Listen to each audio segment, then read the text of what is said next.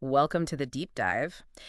If you're trying to get a commercial space built out these days, maybe a new office, a shop, whatever, it can really feel like you're just battling constantly rising costs, and those timelines, they seem to go out the window. Yeah, it's definitely a frustrating experience for a lot of business owners right now. We're hearing it all the time. Projects getting completely bogged down. It is. It's a tough landscape.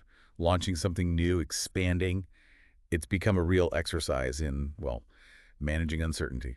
Absolutely. And for this deep dive, you've given us some really interesting stuff to look at. We've got market reports, analysis on construction costs, supply chain forecasts, even some specifics potentially about your project or suppliers. hmm So our mission today is basically to pull all that together. We want to figure out why these disruptions are happening, how they're hitting your costs, and maybe most importantly, what practical things you can actually do about it. How to navigate this without feeling totally overwhelmed. Exactly. The goal is a clear picture, but also some practical strategies, tools you can use to try and lessen the blow, basically. Okay, let's dive in then. What are the sort of root causes? Why are we seeing these challenges with commercial buildouts right now?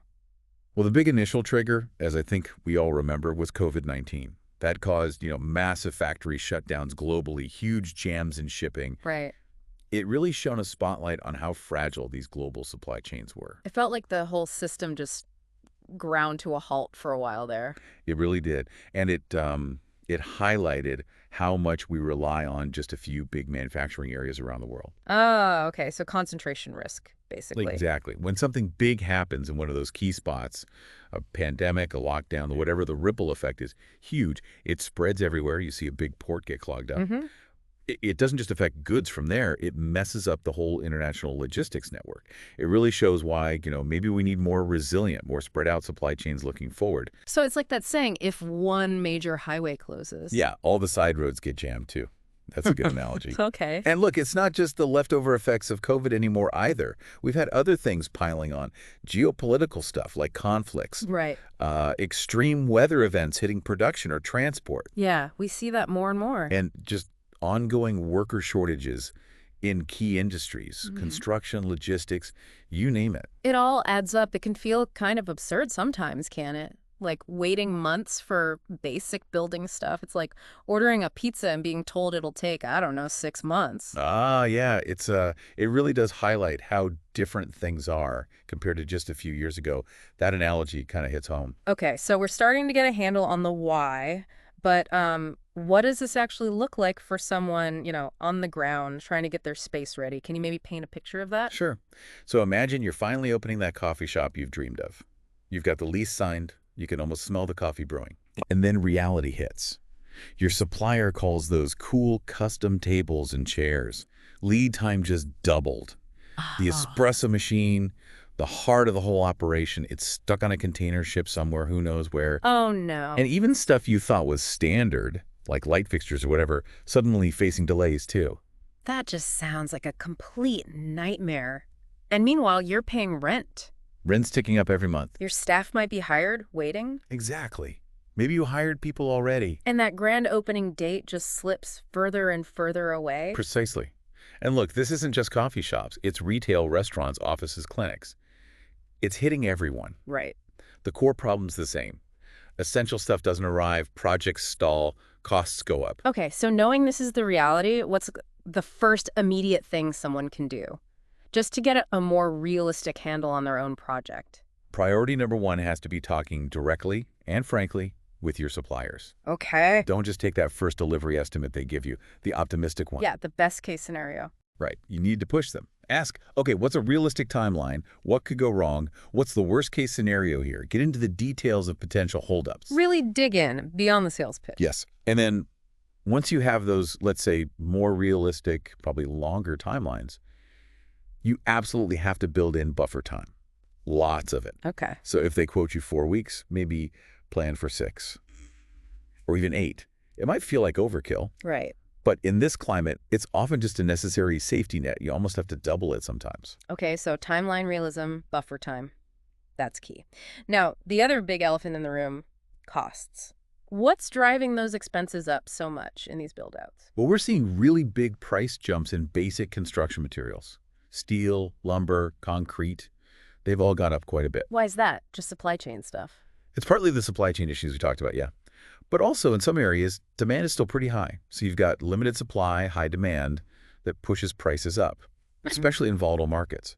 And I assume it's not just the big structural things, right? It's the smaller stuff too. Or absolutely not just the big stuff. You've got higher labor costs too. Finding skilled construction workers is tough right now, and that costs more. And like you said, even those seemingly small things, door hinges, light switches, paint, if they're back-ordered or the prices jumped, they can add to delays and blow your budget. Sounds like death by 1,000 paper cuts, both for the schedule and the wallet. That's a really good way to put it. And these cost increases, they aren't trivial. We're seeing reports, industry data saying commercial project costs went up over 4% recently. Wow, over 4%. Yeah, and some forecasts say they could go up another 6% this year. Whoa, so potentially 10% or more over a relatively short period? Could be. And that's a huge hit for anyone doing a build-out. Yeah. It can really force some tough choices. Yeah, 4% plus maybe another 6%. That adds up fast. Can you give us maybe a more concrete example? Like, how does this actually hit a specific business owner? Okay, think about someone, let's call her Lisa. She budgets, say, $200,000 for her new shop build-out. Very careful planning, factored in what seemed like reasonable costs and timelines at the start. Right. But then, key materials get delayed. While she's waiting, prices go up. By the time everything's done, the final bill isn't $200,000, it's more like $250,000. Wow, a $50,000 jump. That's huge. It's massive. And that extra 50K, completely unexpected, forces Lisa to make compromises. Like what? Maybe she has to scale back on some design elements she really wanted, postpone some nice-to-have upgrades. Basically, she launches her business looking, well, less polished than she originally planned, all because of market stuff she couldn't control. Yeah, that really makes the financial risk clear. Okay, so besides getting those realistic timelines, what's another immediate action step someone can take to kind of protect themselves financially? Given how unpredictable things are, you absolutely need a contingency fund built into your budget from day one. Okay, a buffer for costs too. How much? Aim for at least 10%, maybe even 15%, on top of your estimated costs. Think of it like a surprise fund, like you said earlier. Right. It's there to absorb those unexpected price hikes or extra costs that pop up because of delays. Better to have it and not need it than need it and not have it, huh? Yeah. Exactly. It's just being proactive. It helps you avoid those painful compromise decisions later on. Okay, this is making sense. We understand the problems, the impacts. Now let's switch gears to solutions. What are some solid strategies businesses can actually use to fight back against these delays and keep some control over costs? Okay, one of the biggest shifts people need to make is how they order materials. That old just-in-time idea, where stuff arrives exactly when you need it. Yeah, lean manufacturing and all that. That's just not reliable anymore, not in this environment. The new rule really has to be order early, plan way ahead. Get those orders in ASAP, basically, even if it feels too early by old standards. Pretty much. As soon as that lease is signed or the project gets the go-ahead, start ordering those critical, long lead time items. But wait, wouldn't ordering super early mean you're paying for storage and tying up cash? That's a fair point, and it's a calculation you have to make. But right now, the risk of huge delays and even more price increases down the line, often that risk is bigger than the cost of storing stuff for a bit. Okay, so weigh the storage cost against the delay price hike risk. Exactly. And if you can find space, maybe even affordable off-site storage, it's worth looking into for materials that show up before you need them on site. That makes sense. I remember reading about a gym owner, Carlos. He ordered all his big equipment right after signing the lease. Some stuff was still delayed, sure, but when it finally came, he was ready. Meanwhile, his competitor down the road waited and was stuck with an empty space waiting for machines. That's a perfect example of how ordering early pays off now. Another huge strategy is just flexibility. Being flexible with materials and even the design itself. How so? Well, if the specific flooring you wanted has a 6-month wait list, be open to looking at alternatives that are available now, even if they weren't your first choice. So like good enough and available beats perfect but delayed. That's the mindset, Yeah. exactly. Okay. And think about different construction methods too, like modular construction, where parts are built off-site. Oh yeah, prefab stuff. That can save a lot of time, sometimes money too. Yeah. We saw an example of a restaurant owner. She wanted these specific imported tiles. Huge delays. Her contractor found some locally made tiles that looked really similar. She switched, got the restaurant open on time, didn't really compromise the look. That's smart. Just making a pivot to keep things moving. What about where you actually get the materials from? Does that matter? Yes, definitely. Trying to use local suppliers can be a big help right now. Really? Even if they might cost a bit more sometimes. Yeah, sometimes they might be slightly pricier than huge national distributors, but the potential benefit is much faster access to materials. Less complex shipping, fewer delays. Often that time saving is worth more than the small price difference. Time is money, especially when rent is due. Absolutely. There was this small office renovation, right? They switched to a local drywall supplier. Cost a little more per sheet, maybe, Okay. but the drywall was ready for pickup immediately. That shaved a whole month off their schedule. They got tenants in, making money much sooner. Hmm. But can local suppliers always handle, like, bigger projects Hmm. or specialized materials? That's a good question. For really large-scale stuff or very unique items, maybe not always. They might not have the volume or the exact niche product, Right.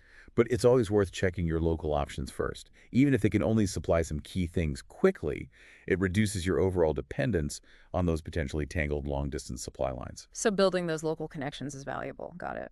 What else? What other proactive things can businesses do? Communication. Just constant, clear, transparent communication. It's vital. With who? Everyone involved. Everyone. Your contractor, the subs, your own team, and definitely any future tenants, if that applies. Keep them updated, even if the update is, hey, we're still waiting on the widgets. Being proactive builds trust and manages expectations. Yeah. Nobody likes being kept in the dark, especially when there are delays. Better to know. Way better. And set realistic expectations from the start. It's usually better to overestimate the timeline a bit and maybe finish early Uh-huh. than to keep promising dates you can't hit. That just erodes confidence. Totally agree. Okay, going back to materials for a second. Yeah. You mentioned storage before. Is renting extra storage space a common strategy?